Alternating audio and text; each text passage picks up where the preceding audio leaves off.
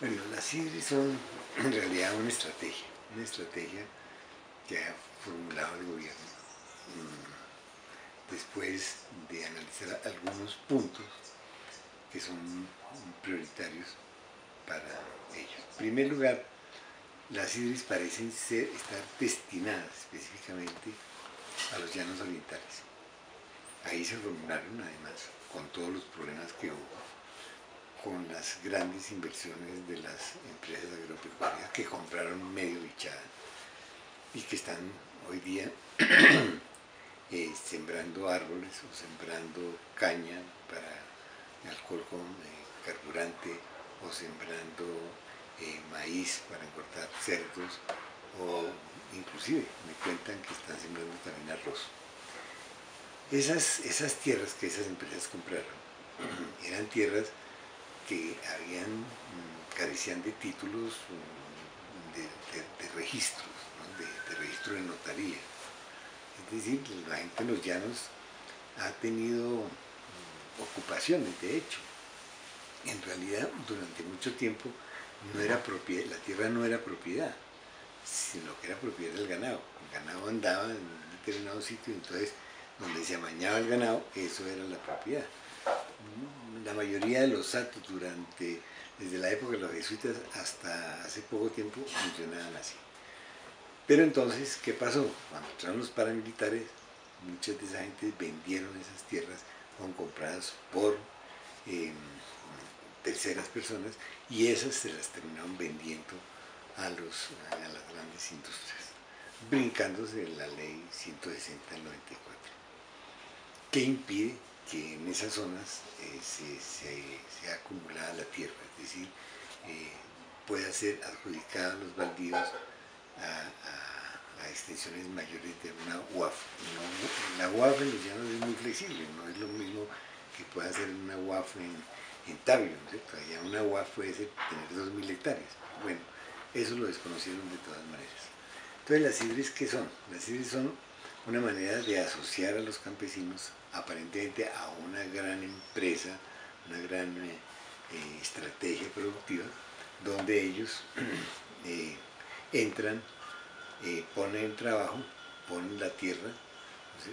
Y los operadores ponen lo que se va a sembrar, caña o maíz, o palma africana, ponen el precio de las semillas, el precio de los abonos, el precio de los fertilizantes, absolutamente todo el paquete lo ponen ellos. Y después lo compran, naturalmente lo compran a precios que les convienen.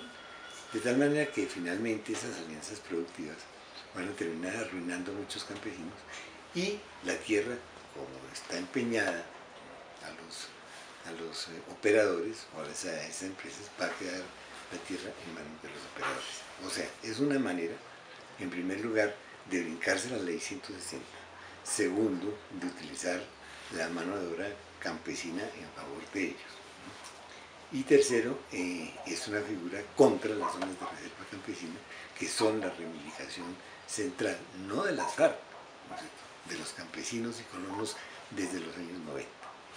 ¿No? Porque yo participé en la elaboración de esa figura con campesinos colonos de la Macarena que no tenían ni ellos ni yo que ver nada con las FARC. Así que eso es un embuste y es una manera de estigmatizar esa figura y por lo tanto de evadir la responsabilidad que tiene el gobierno de dotar la tierra a los campesinos.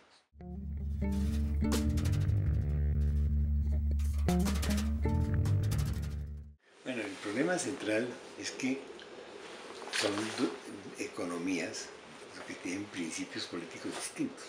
A eso se reduce el problema.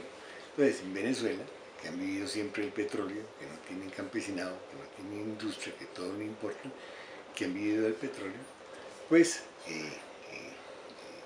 y la República Venezolana ha decidido que con esa fuente infinita de dinero, pues van a subsidiar cosas como la salud, la educación, la vivienda y otras menores, necesidades menores.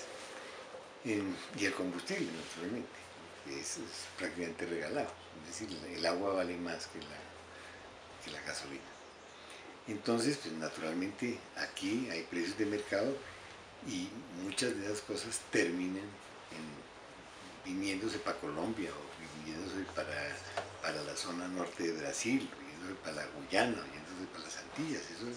Eso sucede, pues una economía subsidiada donde los precios son baratos y las otras economías donde los precios son de mercado internacional, pues naturalmente eso es lo que sucede. Sucede con la gasolina, sucede con la harina, sucede con el pollo, sucede con los alimentos en general.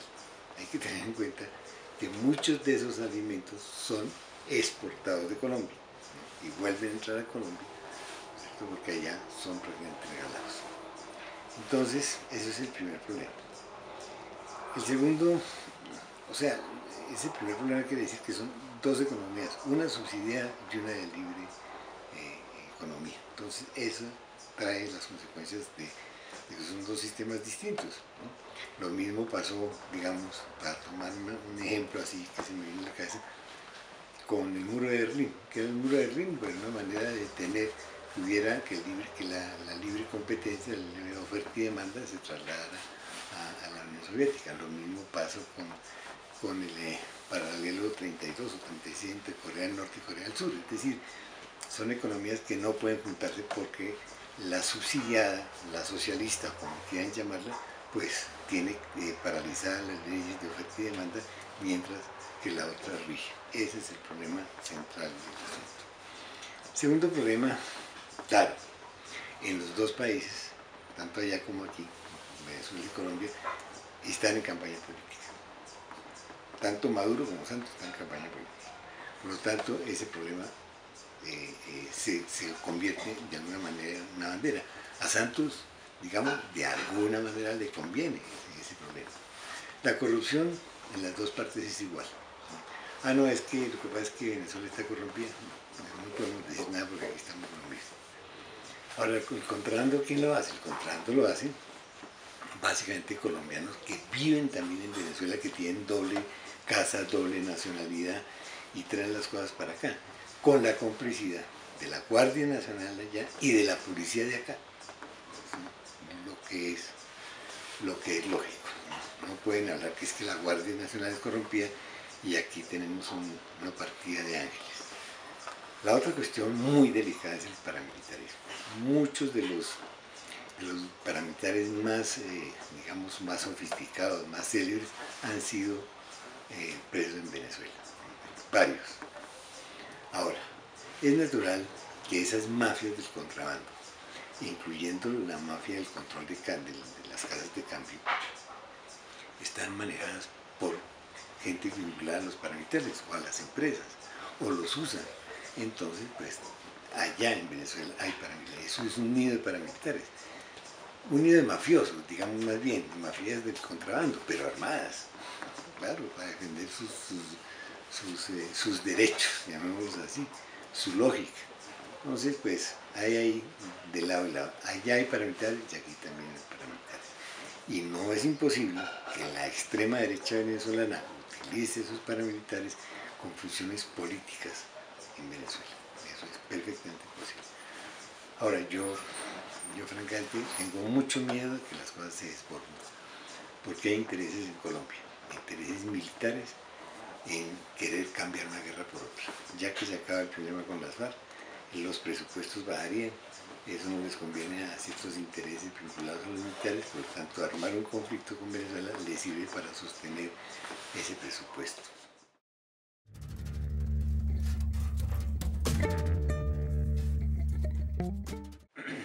A mí me parece que las FARC tienen unas zonas históricas, del ELN también.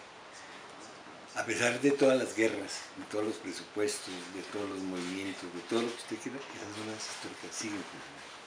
El gobierno lo sabe, ellos lo saben, ellos viven ahí, trabajan ahí, pelean ahí. Muchas zonas lo sacan, ¿no sé? El ejército entra por el Guayabero y las FARC lo que hacen es hacerle el quite. El ejército se aburre de estar ahí sentado, aguantando sol y moscos, y entonces se va y vuelve a la guerra. Eso ha pasado en todas partes, en Caquetá, en Putumayo, en el Cauca, en Nariño, en Magdalena Medio, en todas partes. Así que hay unas zonas históricas, unas zonas definidas. El caso de una dejación de armas, vamos a suponer que es posible, ellos necesitan territorios primero para vivir, para comer. Ellos la mayoría son campesinos, por lo tanto necesitan trabajar la tierra, volver a la tierra. Algunos llegan para la ciudad a manejar taxis o buscar empleo en los grandes conglomerados económicos, pero la mayoría quieren trabajar el campo otra vez, y es posible que trabajen en el campo, porque es lo que saben hacer, son las banderas agrarias de las FARC, el ELN también. Entonces, volverán a los territorios, necesariamente donde no solamente pueden comer, sino se pueden defender porque un territorio definido, vamos a ver, decimos en el Catatumbo, en el Caquetá, en zonas de Caquetá o zonas de Catatumbo, una embestida paramilitar es mucho más difícil que si están regados por todas partes y les pasa lo que les pasó con la UP, que los asesinan uno a uno, tiro a tiro, hasta completar 3.000, la próxima vez eran 10.000 o 15.000. Ahora, eso coincide con la figura de zonas de reserva campesina. Entonces, si las zonas de reserva campesina, sin una figura legal, pueden crearse como unas zonas donde ellos pueden, digamos, trabajar y pueden desarrollar sus posiciones, sus actividades políticas como base. Es decir, no quiere decir que solamente allí, pero son bases seguras de donde ellos se pueden mover. De las zonas de la Macarena pueden actuar en Villavicencio, pero tienen un territorio seguro y además es la única manera de controlar una embestida paramilitar o de controlar un cese al fuego definitivo. ¿Qué es lo que pide Uribe? Sí, lo que pasa es que Uribe los quiere meter en un municipio, en San Carlos, Antioquia, donde ellos tienen los paramilitares listos para darles en la cabeza. Eso no va a ser tan fácil, pero hay territorios históricos donde ellos pueden aplicar, pueden defenderse, pueden comer y pueden ser un movimiento político. O sea, ellos pueden hacer dejación de armas sin desmovilización política en las zonas históricas.